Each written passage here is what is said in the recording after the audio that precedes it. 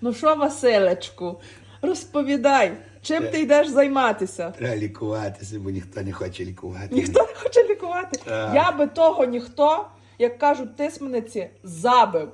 Що ти будеш робити? Буду варити узвар. Узвар Так. чи звар? Звар. Звар. Тебе таблетки не влаштовують, сиропи від кашлю Ні. тебе не влаштовують, ти вирішив лікуватися нетрадиційною медициною. Так. Ну, зараз тебе захейтять за горілку, що вона в тебе зовсім не дешева. Яка є під руками? Яка є під руками, таку даєш. Горілка, масло, Так. Але тут чорний повинен мелений бути перець. Процес. Процес. Хай це розтопиться.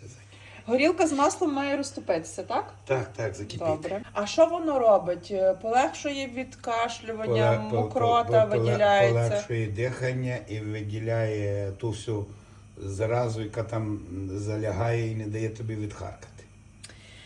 Ну, най буде звар, як кажете. Я Так, виключу. вимикаєш. Так. Додаємо перчику, воно Додай. класно вариться.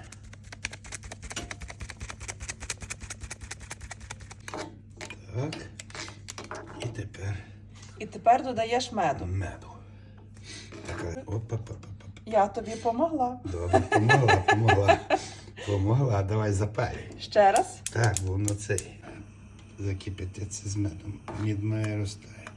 Але зараз тобі будуть казати, що мед не можна кип'ятити.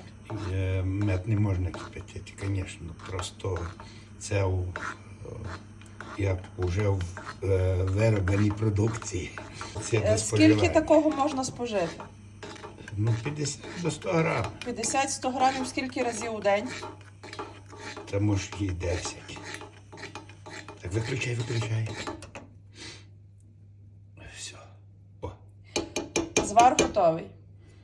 звар готовий. Ну, бо ця гаряча, це зрозуміло. Так.